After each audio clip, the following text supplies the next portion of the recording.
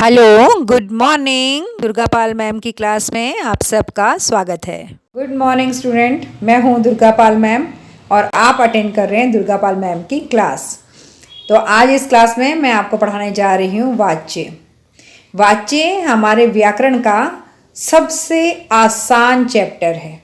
अभी तक आपने जितना भी पढ़ा होगा, सुना होगा, देखा होगा, यदि आप कहीं भी कोई कन्फ्यूज़न रही होगी तो आज इस वीडियो को देखने के बाद आपकी सारी कन्फ्यूज़न दूर होने वाली है। मैं आपको ऐसे ट्रिक्स देने वाली हूँ जिससे आपको वाच्य के बारे में कभी कोई भी डाउट, कन्फ्यूज़न कुछ भी नहीं रहेगा। आप इस वीडियो को अंत तक देखिए और वाच्य में 4 में से 4 अंक लेने के लिए तैयार रहिए। तो शुरू करते हैं आज की क्लास। और आज की क्लास में टॉपिक है वाच्य। देखो बच्चों, यहाँ पर स्क्रीन में आपको वाच्य का अर्थ दिखाई दे रहा होगा, वाच्य की परिभाषा दिखाई दे रही होगी। वाच्य का शाब्दिक अर्थ है बोलने का विषय, यानी कि हम किसी भी बात को किस तरीके से बोल रहे हैं वही वाच्य होता है। हमारे बोलने का जो ढंग होता है उसे ही वाच्य कहते हैं। हम किसी भी वाक्य को अलग अलग तरीके से बोल सकते हैं। मैंने ये काम किया, मेरे द्वारा ये काम किया गया, मुझसे ये गलती हुई, तो हमने 3 तरीकों से इस वाक्य को बोला है, तो यही वाच्य कहलाता है।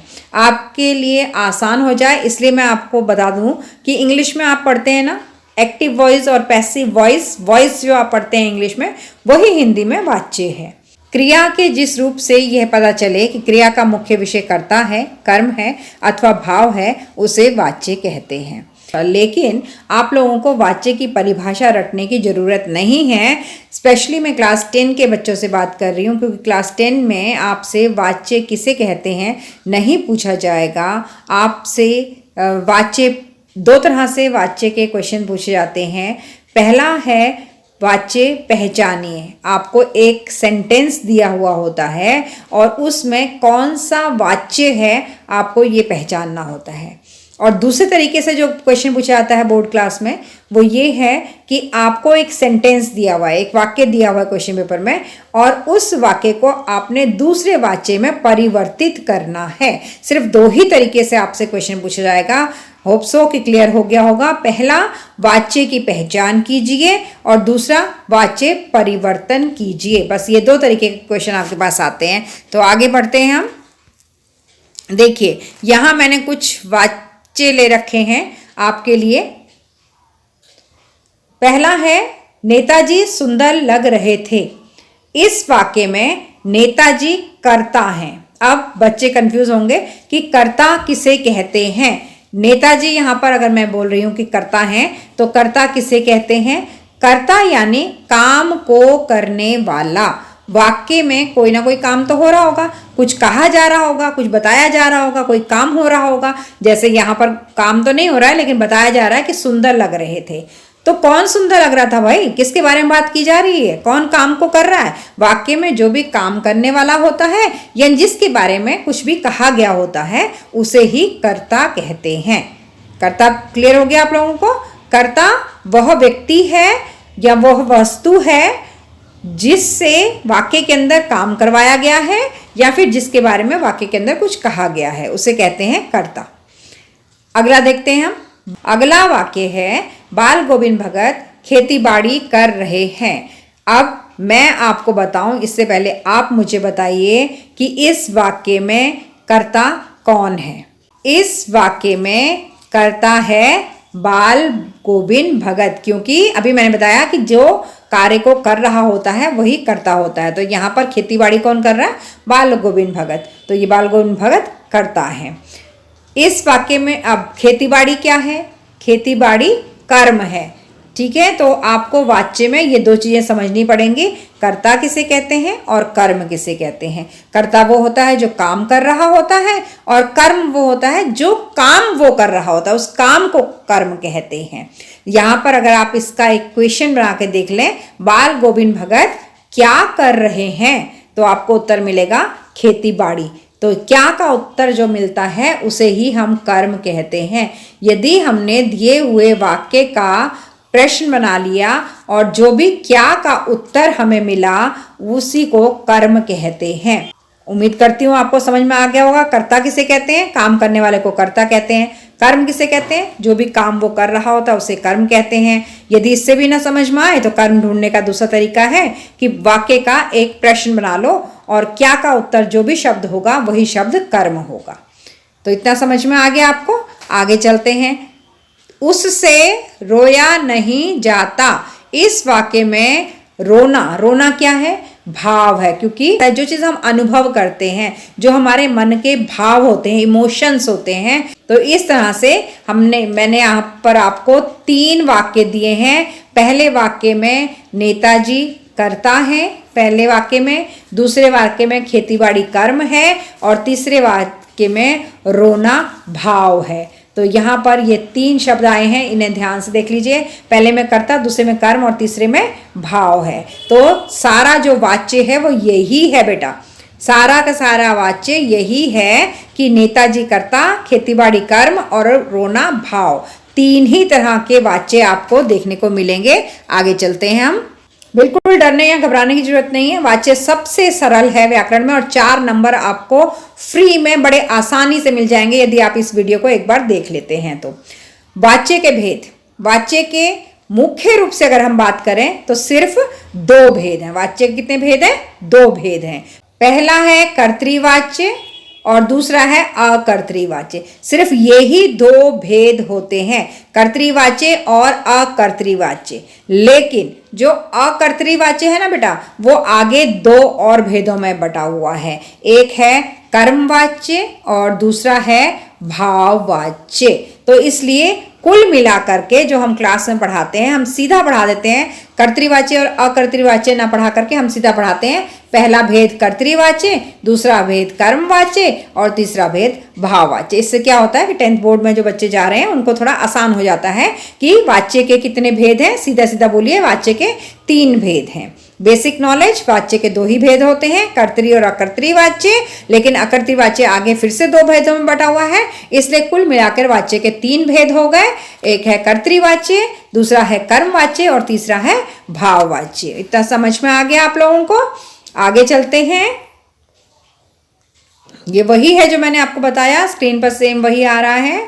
देखिए बेटा, स्क्रीन पर आपको कर्तृवाच्य की परिभाषा और उसका पूरा अर्थ आप देख लीजिए। मैं आपको बार बार बता दूं, दुर्गा पाल मैम की क्लास में जो कुछ भी आपको रिटर्न यहाँ पर मटेरियल मिल रहा है वो मेरा अपना खुद का बनाया हुआ है। बहुत लंबे समय से मैं टीचिंग कर रही हूँ स्कूल्स में, बहुत लंबे समय से मैं क्लास 10th को बोर्ड एग्जाम में 90 अबव दिलवाती रही हूँ। तो वही मैंने जो नोट्स तैयार कर रखे हैं जिनसे मैं अपनी क्लास में पढ़ाती हूँ, वही नोट्स मैं आपके लिए लेकर आती हूँ। तो इनसे आपको बहुत मदद मिल सकती है। लेकिन जो मेरा समझाने का तरीका है वो इससे अलग हटके होगा। मैं आपको सिर्फ पहचान बताऊंगी, आपको ये सब परिभाषाएं रटने की जरूरत नहीं है। देखिए, कर्तृवाच्य यहाँ लिखा है कि क्रिया के रूपांतर से जब वाक्य में कर्ता की प्रधानता का बोध होता है, अर्थात जब क्रिया का संबंध कर्ता से हो तो वह वाच्य कर्तृवाच्य कहलाता है। कर्तृवाच्य में कर्म की प्रधानता न होकर के कर्ता की प्रधानता होती है। क्रिया के लिंग, वचन तथा पुरुष भी कर्ता के अनुसार ही लगाए जाते हैं। ठीक है, तो आगे वाक्य दिए हुए हैं। बालक सोता है, राजीव पुस्तक पढ़ता है, बच्चे खेलते हैं, गीता खाती है, हालदार साहब ने पान खाया। अब आप देखिए जो पहला वाक्य दिया हुआ यहाँ पर, बालक, बालक के बाद जो क्रिया शब्द आया है सोता है। राजीव, राजीव के बाद जो क्रिया शब्द है पढ़ता है। बच्चे खेलते हैं, गीता खाती है, हालदार साहब खाया। ठीक है, यहाँ पर एक बात ध्यान देने वाली यह है आपके लिए कि बालक एक वचन है तो इसकी क्रिया देखिए सोता है, एक वचन आया है। राजीव, राजीव भी एक वचन है तो इसकी क्रिया पढ़ता है, एक वचन आया है। बच्चे, बच्चे बहुत सारे हैं, बहुवचन है तो उनकी क्रिया देखिए खेलते हैं, वो भी बहुवचन में आई है। इसके बाद गीता, गीता एक वचन स्त्रीलिंग है तो खाती है, जो क्रिया है वो भी स्त्रीलिंग की क्रिया हमने ली है। हालदार साहब, हालदार साहब एक है, पुल्लिंग है तो इनकी जो क्रिया है खाया, वो भी एक वचन पुल्लिंग में ही आई है। तो ये यहाँ देखिए जो भी क्रिया शब्द हैं वो अगर कर्ता के अनुसार लगे हैं तो फिर ये कर्तृवाच्य होता है। ठीक है, तो ये था कर्तृवाच्य की पहचान। आगे ये वही रिटर्न में है जो मैं अभी आपको ऑरली समझा चुकी हूँ। आगे चलते हैं बेटा। वाच्य का जो दूसरा भेद है वो है अकर्तृवाच्य, जिसके अंदर दो भेद हैं, कर्मवाच्य और भाववाच्य। ठीक है, तो क्रिया के रूपांतर से जब वाक्य में कर्ता की प्रधानता नहीं होती है तो इस प्रकार के वाच्य को अकर्तृवाच्य कहते हैं। और अकर्तृवाच्य के दो भेद हैं, कर्मवाच्य और दूसरा है भाववाच्य। क्रिया के जिस रूपांतर से वाक्य में कर्म की प्रधानता का बोध हो उसे कर्मवाच्य कहते हैं। यानी कि क्रिया जब अपना रूप बदल लेती है और वहां पर कर्म की प्रधानता हो जाती है, क्रिया का रूप बदल जाता है, क्रिया के शब्द बदल जाते हैं और वो कर्म के अनुसार आ जाते हैं, तो उसे कर्मवाच्य कहते हैं। इसी तरह से जब क्रिया के शब्द भाव के अनुसार आ जाते हैं तो उसे भाववाच्य कहते हैं। देखिए, क्रिया शब्द जो हैं वो कर्म के अनुसार कैसे आते हैं, यहाँ आपको एग्जाम्पल से पता चल जाएगा। रीना द्वारा गीत गाया गया, यहाँ पर है रीना जो है वो क्या है, अभी मैंने आपको बताया जो वाक्य में काम कर रहा होता है उसे क्या कहते हैं, करेक्ट, कर्ता। तो रीना जो है वो कर्ता है। और क्रिया शब्द ये रहे, सबसे लास्ट में क्रिया शब्द होते हैं। हिंदी व्याकरण में तो आप जो अंतिम शब्द हैं वही क्रिया शब्द होते हैं हमेशा। तो रीना गाया गया, रीना के अनुसार तो नहीं आया गाना गाया गया, रीना गाया गया, ये तो कोई वाक्य बनता नहीं है। लेकिन ये गीत के अनुसार आया है, देखो गीत गाया गया, ये वाक्य बन जाता है। अगर हम रीना द्वारा को हटा भी दें तो गीत गाया गया, ये तो वाक्य पूरा बन रहा है। तो इसका मतलब जो क्रिया शब्द हैं वो गीत के लिए आए हैं। आगे देखिए, रोगी, रोगी करता है, को दवाई दे दी गई। अब यहाँ पर दी गई है, ये शब्द क्या रोगी के लिए आए हैं, बनाकर देखो, रोगी दी गई है, नहीं बन रहा ना वाक्य। अब इसके साथ कर्म के साथ बनाकर देखो, दवाई दी गई है, ये तो करेक्ट हो रहा है ना। अगर रोगी को ना लिखें तो भी सही है, दवाई दी गई है। तो इसका मतलब जो दी गई क्रिया शब्द हैं वो दवाई के लिए आए हैं। अगला वाक्य देखिए, छात्र द्वारा पुस्तक पढ़ी जा रही है, छात्र कर्ता हो गया, पढ़ी जा रही है, क्या ये क्रिया शब्द छात्र के साथ मैच कर रहे हैं, छात्र पढ़ी जा रही है, नहीं बिल्कुल भी नहीं कर रहे, वाक्य बन ही नहीं रहा। पुस्तक पढ़ी जा रही है, हाँ इसके साथ तो मैच कर रहे हैं। तो इसका मतलब ये जो क्रिया शब्द है ये किसके लिए आए हैं, पुस्तक के लिए आए हैं। पतंग उड़ रही है, इसमें क्या है, पतंग है जो हमारी कर्ता है, उड़ रही है, ये तीनों क्रिया शब्द हैं। तो क्या ये पतंग के लिए आए हैं, यस ये तो पतंग के लिए आए हैं, पतंग उड़ रही है। तो इसका मतलब यहाँ पर ये जो वाक्य है पतंग उड़ रही है, ये तो कर्तरी वाक्य है यहाँ पर।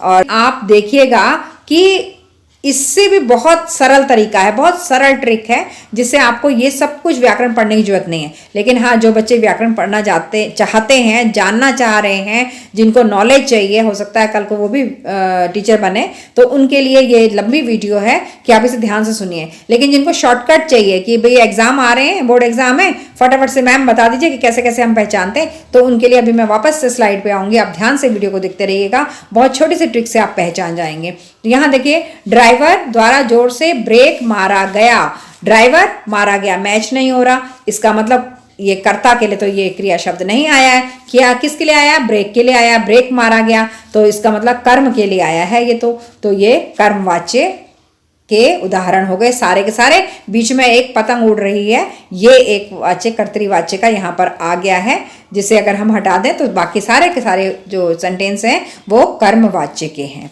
ठीक है बेटा, तो आगे चलते हैं। तीसरा है भाववाच्य। भाववाच्य क्रिया के जिस रूपांतर से वाक्य में कर्ता या कर्म के बदले क्रिया या फिर भाव की प्रधानता होती है उसे भाववाच्य कहते हैं। ऐसे वाक्यों में पुल्लिंग, एकवचन और अन्य पुरुष का रूप सामने आता है। क्रिया की निर्भरता भाव पर रहती है। जैसे अब इतना ये भारी सा जो परिभाषा आ गई ना बेटा, इसको समझने के लिए आपको थोड़ी मशक्कत करनी पड़ेगी, इसलिए उसे छोड़ दीजिए। हम ट्रिक पर जाते हैं, कैसे आसानी से चुटकी में हम सीख सकते हैं, उस ट्रिक को हम देखते हैं। इतनी भारी भरकम परिभाषा याद करने की जरूरत नहीं है। देखिए, अब मुझसे सहा नहीं जाता, सहना, उससे पढ़ा नहीं जाता, पढ़ना, मोहन से चला नहीं जाता, चलना, बच्चों से लिखा नहीं जाता, लिखना। तो ये चार जो शब्द आए हैं,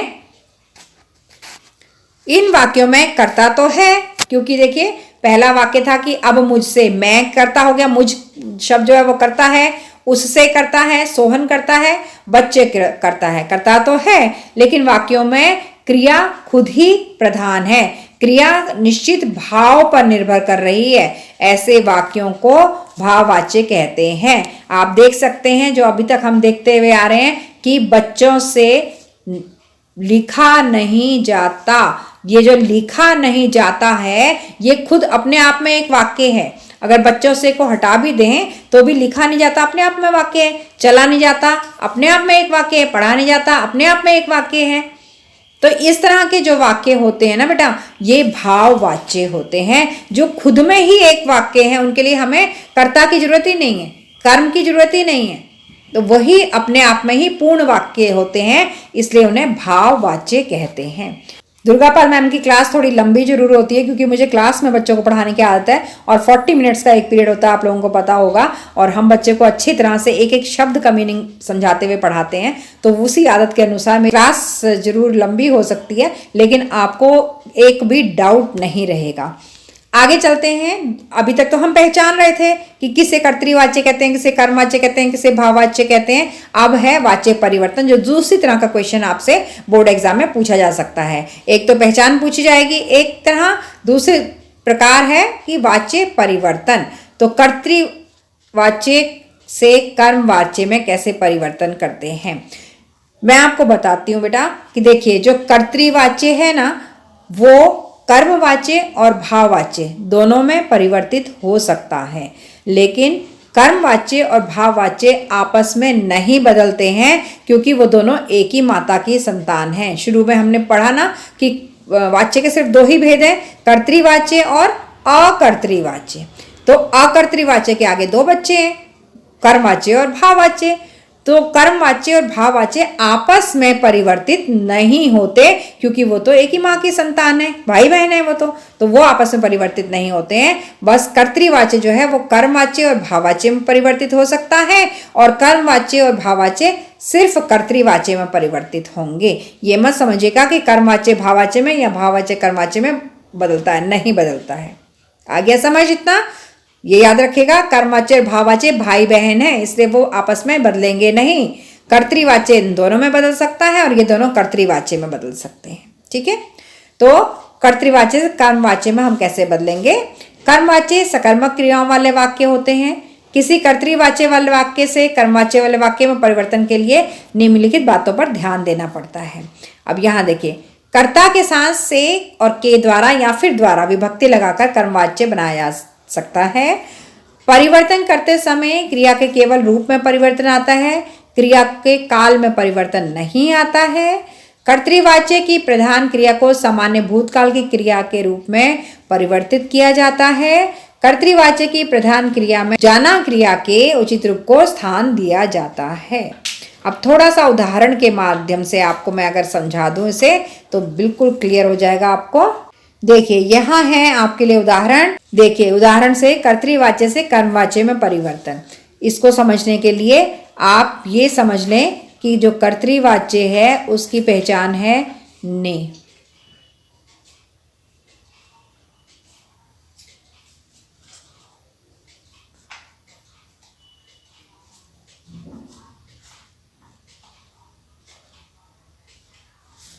और जो कर्मवाच्य है उसकी पहचान है द्वारा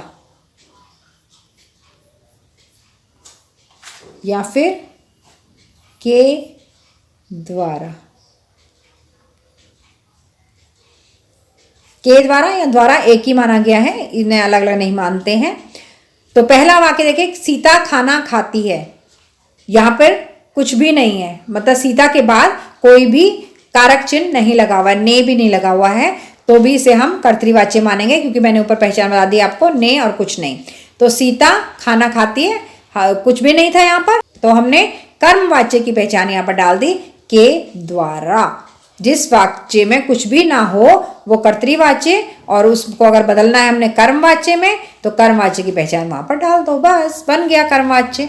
दूसरा सेंटेंस देखिए, जवानों ने, यहाँ देखिए ने आ गया, कर्तृवाच्य की पहचान है, जवानों ने आतंकवादियों को मारा, जवानों द्वारा आतंकवादी को मारा गया।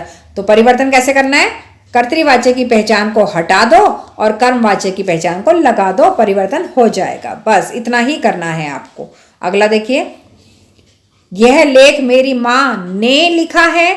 यह लेख मेरी माँ के द्वारा लिखा गया। यहां भी देख लीजिए, ने था उसको हटाया, के द्वारा कर दिया उसकी जगह पर। अब जब आप के द्वारा करेंगे ना बेटा, तो उसके बाद जो क्रिया शब्द हैं वो आपके मुंह से अपने आप ही निकल जाएंगे। जैसे आप ये करें, यह लेख मेरी माँ ने लिखा है, अगर इसको आप परिवर्तन करें, यह लेख मेरी माँ के द्वारा लिखा है, तो चलता नहीं है। लिखा गया है, ये चलता है, तो फिर ठीक है, जो चल रहा है उसे वही क्रिया शब्द लिखिए आप। और ये ध्यान रखिए कि यहाँ पर है तो आपको काल परिवर्तन नहीं करना है। वर्तमान काल है, आपको भी वर्तमान काल ही लिखना है। भूतकाल है, आपको भूतकाल लिखना है। भविष्य काल है, आपको भविष्य काल लिखना है।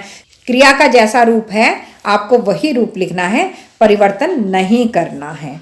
अगला देखिए, तुम फूल तोड़ोगे। यहां पर देखिए, तुमने नहीं है, कुछ भी नहीं है तुम के बाद, तो कुछ भी नहीं मतलब कर्तृवाच्य की पहचान।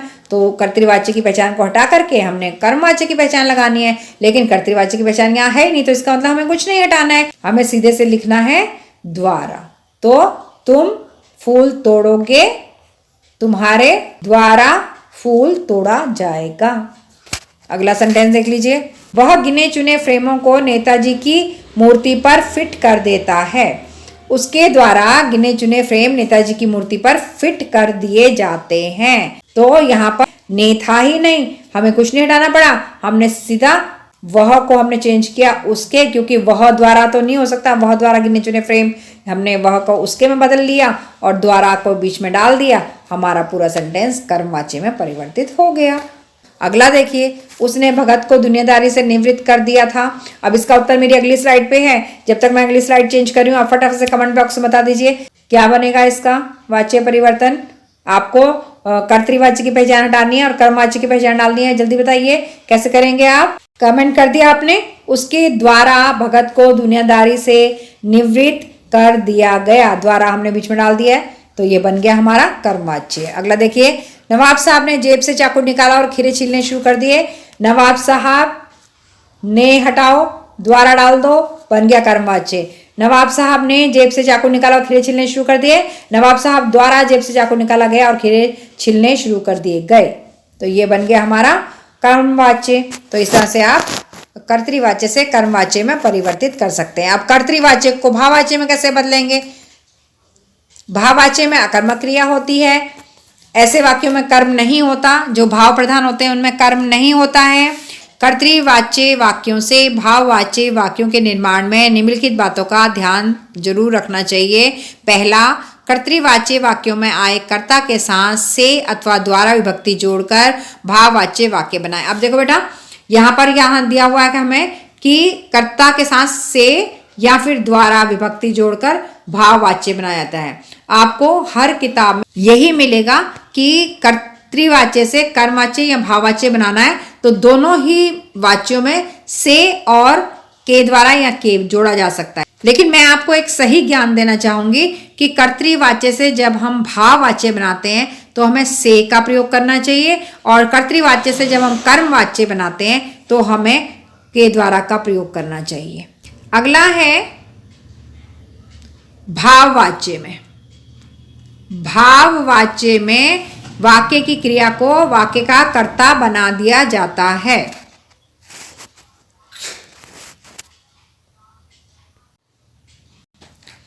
जाना क्रिया के रूप कर्तृवाच्य के काल भेद के अनुसार जुड़कर भाववाच्य वाक्य का निर्माण होता है।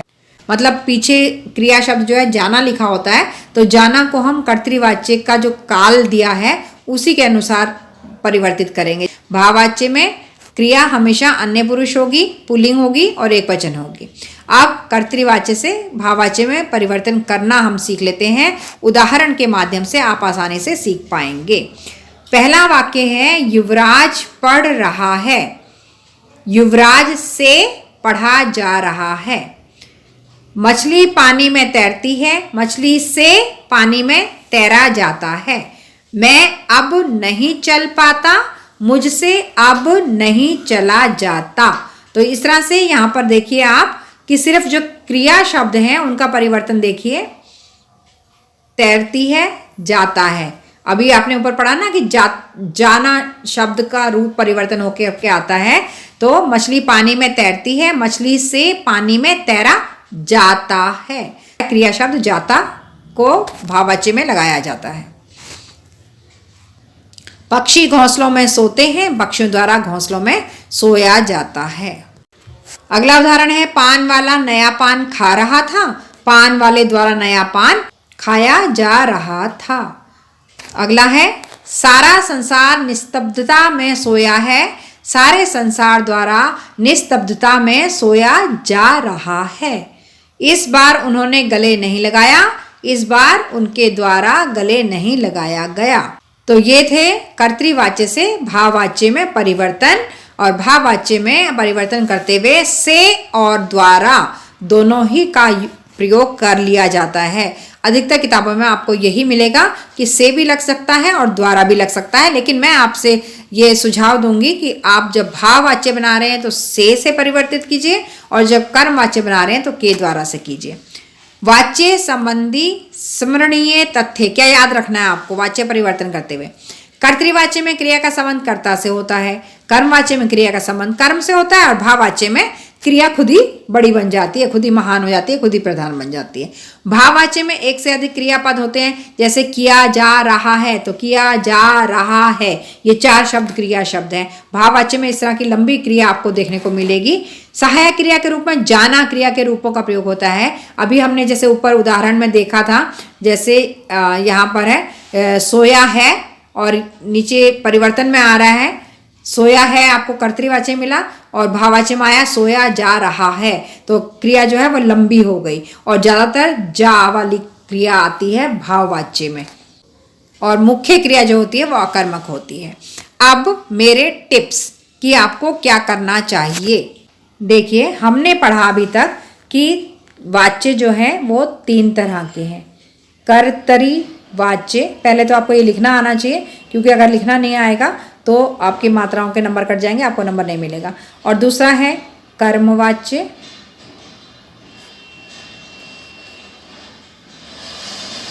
और तीसरा है भाववाच्य। हमने इस वीडियो में पढ़ा 3 तरह के वाच्य हैं, कर्तृवाच्य, कर्मवाच्य और भाववाच्य। क्लियर? चलिए, इसके बाद हम देखते हैं जो कर्तृवाच्य है। कर्तृवाच्य की पहचान है ने, कर्मवाच्य की पहचान है के द्वारा, या फिर सिर्फ द्वारा, और भाववाच्य की पहचान है से। ये जो मैं आपको लिख के दे रही हूँ, आप इसे कॉपी में नोट कर लीजिए, यही बस आपके वाच्य में काम आएगा, आपको बाकी सब परिभाषाओं की कोई जरूरत नहीं है। 3 वाच्य हैं, कर्तृवाच्य, कर्मवाच्य, भाववाच्य। कर्तृवाच्य की पहचान है ने, कर्मवाच्य की पहचान है के द्वारा, और भाववाच्य की पहचान है से। ठीक है, अब ये तो हमने पहचान के लिए बता दिया कि जो कर्तृवाच्य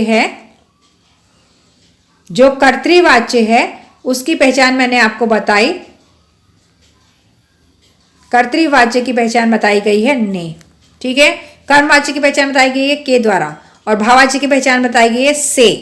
अब आपके पास कोई ऐसा सेंटेंस आता है जिसमें ये तीनों पहचानें नहीं लगी हैं, ना तो ने उसमें दिखाई दे रहा है हमें कहीं भी, ना के द्वारा दिखाई दे रहा है, ना से दिखाई दे रहा है, कुछ भी नहीं दिखाई दे रहा है, तो वो भी कर्तृवाच्य होगा। ये ध्यान रख लीजिए आप। आ गया समझ में? तो कर्तृवाच्य की 2 पहचान हो गई, एक तो ने और एक कुछ भी ना लगा हो जिस वाक्य में, वो भी कर्तृवाच्य होता है। क्लियर? चलिए, यहां तक पूरा हो गया। अब आगे बढ़ते हैं। कर्तृवाच्य से अगर आपको कर्मवाच्य में परिवर्तन करना है तो आप क्या करेंगे?